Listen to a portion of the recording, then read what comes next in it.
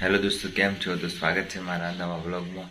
તો મસ્ત મજાની સવાર પડી ગઈ છે, પણ વરસાદ પડે છે અત્યારે, તો આજે બી રનિંગ કરવા જવાયું નથી. અને વહેલા ઉઠી ગયો તો 4 વાગે, પણ વરસાદ પડતો એટલે પાછો ઊંઘી ગયો.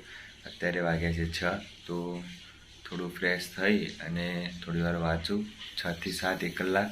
કેમ કે સવારે વાંચે તો યાદ બી સારું રહે અને વાંચવાની મજા આવે, કોઈ વિચારો પણ ના આવે, એટલે યાદ જલ્દી રહી જાય. એટલે થોડું વાંચી લઉં હું. અને અત્યારે બહાર વરસાદ પડે છે તો ક્યાંય જવાયું નથી. લાઇબ્રેરી જવાય છે કે નહીં જવાતું જોઈએ. તો ચલો વાંચવાનું ચાલુ કરીએ. બહાર ઝરમર વરસાદ ચાલુ જ રહે.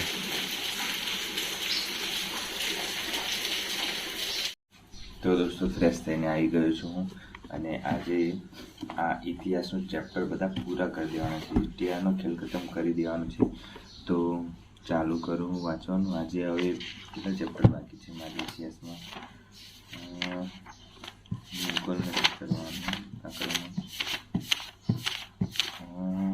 વિજયનગર સામ્રાજ્યથી ચાલુ કરવાનું છે. તો 2-3 ચેપ્ટર બાકી છે, તો આજે પૂરા થઈ જશે. એટલે હિસ્ટ્રી પૂરું થઈ જશે.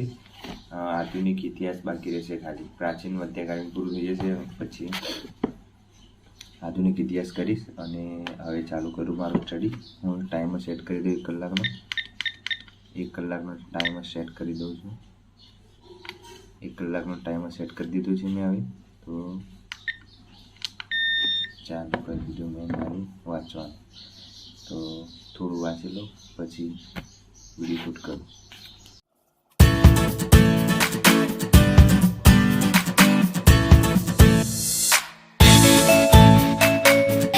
તો દોસ્તો, ફાઇનલી મારી હિસ્ટ્રી સબ્જેક્ટ પૂરું થઈ ગયું છે. તો હવે બીજો સબ્જેક્ટ બીજો સબ્જેક્ટ નહીં, પણ મોડર્ન હિસ્ટ્રી બાકી છે. આધુનિક ભારતનો ઇતિહાસ, એમાં કંઈક ચેપ્ટર કરવાના છે. 7-8 જેવા ચેપ્ટર કરવાના છે. તે હું આજે ચાલુ કરું છું. તે પૂરા થઈ જશે 2-3 દિવસમાં પૂરા થઈ જશે. કેમ કે મેં વાંચેલી જ છે બુક, એકવાર રિવિઝન કરવાનું છે બસ. એટલે એનો પણ વાંધો નહીં આવે. બસ હવે જોઉં, વરસાદ થોડી વાર રહે તો ફટાફટ લાઇબ્રેરી પહોંચી જાઉં. કેમ કે વરસાદ કાલનો ચાલુ છે અહીંયા અમદાવાદમાં. હવે ત્યાં સુરત ને સૌરાષ્ટ્ર બાજુ ચાલુ હતો વરસાદ, તો હવે અમદાવાદનો વારો આવે છે. ત્યાં હવે અમદાવાદમાં પડતો રહેશે વરસાદ. તો 2 મહિના આવશે, એટલે આપણે વાંચવાનું થોડી મૂકી દેવાનું. તો જોઈએ, વરસાદમાં જવાય લાઇબ્રેરી તો જઈએ, નહીં તો ઘરે વંચાશે તો ઘરે વાંચીશ. બસ, તો બ્લોગમાં બન્યા રહેજો. દોસ્તો, મારે નાહવાનું બાકી છે, તો નાહી લો, ફ્રેશ બેશ થઈ જાઉં, થોડો નાસ્તો કરી લો, પછી લાઇબ્રેરી જવાનું વિચારું, કાં તો ઘરે વાંચું. તો ફટાફટ હું તૈયાર થઈ જાઉં અને પછી મળીએ. તો દોસ્તો, હું થઈ ગયો છું ફ્રેશ, અને થોડી વાર માટે વરસાદ બંધ થયો છે. તો ફટાફટ હું પહોંચી જાઉં લાઇબ્રેરી, અને લાઇબ્રેરી જઈને આજે વાંચવું પડશે. તો મારા અડધી બુકો ત્યાં પડી છે, તો ત્યાં વાંચવું પડશે. એટલે ફટાફટ નીકળું લાઇબ્રેરી જવા. ફાઇનલી હું નીકળી ગયો છું લાઇબ્રેરી જવા, અને આજે મસ્ત મજાનું વેધર થઈ રહ્યું છે.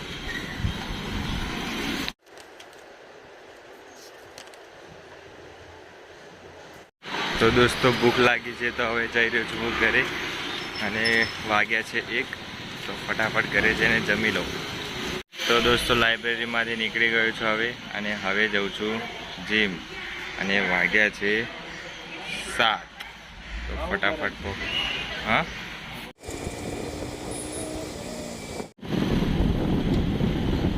તો દોસ્તો, પેટમાં થોડી ગડબડ હોવાના કારણે હું જીમમાં નહીં ગયો, એટલે ડાયરેક્ટ આવી ગયો છું ઘરે. તો થોડો ફ્રેશ થઈ અને થોડો નાસ્તો બાસ્તો કરીને પછી વાંચવા બેસું. કાં તો થોડું પિક્ચર જોવું છે, તો થોડું મૂવી જોઈ લઉં. કેમ કે આખો દિવસ વાંચીને મગજ કંટાળી ગયું છે, તો થોડું મૂવી જોઈ લઉં. જે મારી જોડે ચંદુ ચેમ્પિયન પડ્યું છે, તો એવું મૂવી જોઈ લઉં ફટાફટ.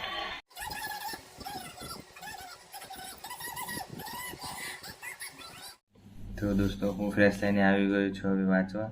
તો જે સવારે વાંચ્યું હતું એનું ફટાફટ રિવિઝન કરી લઉં. અને અત્યારે ટાઈમ થયો છે 9:30, તો 1-1.5 કલાકમાં જેટલું રિવિઝન થાય એટલું કરી લઉં. કેમ કે સુવાનો ટાઈમ થઈ ગયો છે 11:30 જેટલું. તો વધારે જાગું છું, રાત્રે જાગવું નહીં વધારે. કેમ કે ભાઈ સવારે વહેલા ઉઠું તો ઊંઘ આવે છે, એટલે ઊંઘ પૂરી ના થાય. એટલે 6 થી 8 કલાકની ઊંઘ તો જોઈએ જ, એટલે ઊંઘ લેવી જરૂરી છે. અને જો તમારે કોઈ પણ વસ્તુ યાદ ના રહે તો એ વાંચેલું તો એક કામ કરવાનું, સવારે જેટલું વાંચ્યું હોય એનો તમે જેટલું હાઇલાઇટ કર્યું હોય બુકમાં એટલું તમારે એકવાર રાત્રે રિવિઝન કરીને જ સૂવાનું. જો તમે રિવિઝન નહીં કર્યું તો તમને ક્યારેય યાદ નહીં રહે. આખી બુક વાંચી લેશો પણ તમને એ બુકમાંથી ક્વેશ્ચન નહીં આવડે તો કોઈ મતલબ નહીં રહે. એના કરતાં તમે બેટર છે કે એક ટૉપિક કરો, એ ટૉપિકને તમે રિવાઇઝ કરો 2-3 વાર. એકવાર મોઢે લખી જુઓ ટૉપિક કેટલું યાદ રહ્યું છે એટલું, પછી તમે એને રાત્રે સૂતી વખતે એકવાર રિવિઝન કરી લો, હાઇલાઇટ જે કર્યું તો તમને બેટર યાદ રહેશે. હું એવી રીતે જ યાદ રાખું છું. અને જો તમે આવી રીતે ટેકનિક ફોલો કરતા રહેશો, એક દિવસમાં રિવિઝન કર્યું, પછી વીકલી રિવિઝન કરો, પછી મંથલી રિવિઝન કરો તો તમને ક્યારેય એ વસ્તુ ભૂલાશે નહીં. એટલે રિવિઝન જેટલું બને એટલું વધારે કરો તો તમને યાદ રહેશે, બાકી તો યાદ નહીં રહે. તો જો તમારે યાદ રાખવું હોય ને તો તમે લખીને તૈયારી કરો તો એમાં તમારે આમ યાદ રહેશે કે આ વસ્તુ મેં લખ્યું હતું તો મને યાદ આવી જશે, ફટાક દઈને એક્ઝામમાં યાદ આવી જશે. એટલે તમારે જો યાદ ના રહે તો લખીને તમે યાદ રાખી શકો છો. પછી બીજી વાત રહી કે આજે CCEનું અને ફોરેસ્ટનું પણ રિઝલ્ટ આવી ગયું એકસાથે, બંનેનું સરપ્રાઈઝ થઈ ગયું. એટલે એમાં પણ જેને સારા માર્ક્સ થતા હોય એ લોકો ફિઝિકલની તૈયારી કરી શકે છે ફોરેસ્ટની, અને CCEની મેથ્સની તૈયારી કરી શકે છે. અને પોલીસની તો તૈયારી ચાલુ જ છે એટલે વાંધો નથી. બીજું તો કે ઘણા સ્ટુડન્ટોને નવા છે, એમને ખબર નથી કે પોલીસમાં કયા શારીરિકમાં ફેલ કરે છે, મેડિકલમાં શું ફેલ કરે છે. અડધા પૂછે છે નંબર, ચશ્માના નંબર હોય કે ના હોય, એ બધું સેપરેટ એક વિડીયો મોટો બનાવવો પડશે જેમાં પૂરી આખી બધી ડિટેલ આવી જશે, જેમાં નંબર કેટલા હોવા જોઈએ, ચશ્માના નંબર કેટલા હોવા જોઈએ, બધું જ એમાં હું કહી દઈશ. એટલે એમાં તમને બધાને ખબર પડી જશે એટલું એમાં શું મેડિકલમાં ચેક કરે છે, દાંત કેવા હોવો જોઈએ, આંખોના નંબર કેવા હોવો જોઈએ, પછી તમે હાથ વળેલા ના હોવા જોઈએ, હાથ ભાગેલા હતા કે નહીં, બધું ટેટુ દોરેલું હોય તો શું થાય, એ બધાની વાત અલગથી કરીશું. એના માટે એક અલગથી વિડીયો બનાવવો પડશે તો એમાં બધી ડિટેલમાં સમજાવી દઈશું. એટલે જેને નંબર હોય તો પણ તૈયારી ચાલુ કરી દેજો, કેમ કે એમાં પોલીસમાં નંબર કંઈક 3 નંબર સુધી તો ચાલે જ છે એટલે વાંધો નહીં આવે.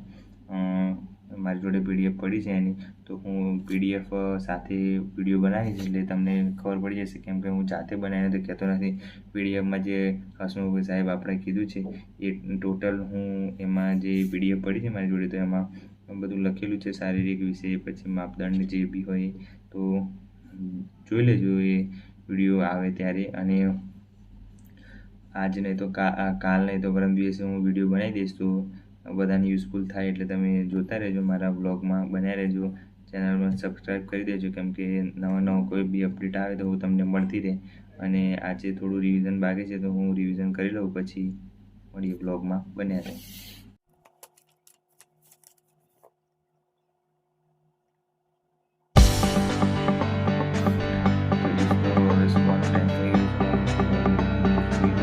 સાડા 11 જેવા થઈ ગયા છે, સવારે વહેલા ઉઠવાનું છે તો સૂઈ જાઓ. અને બધા કોઈ બી પ્રોબ્લેમ હોય તમારે કોમેન્ટ કરજો તમે, તો હું રિપ્લાય આપીશ.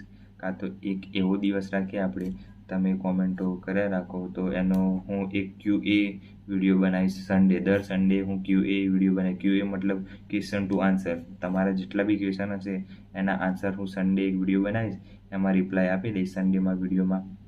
તો તમારે જોઈ લેવાનું દર સન્ડે એવું એક આપણે રાખીએ તો દર સન્ડે હું એક વિડીયો બનાવું, તમારે જે ક્વેશ્ચન હોય એનો આન્સર આપીશ.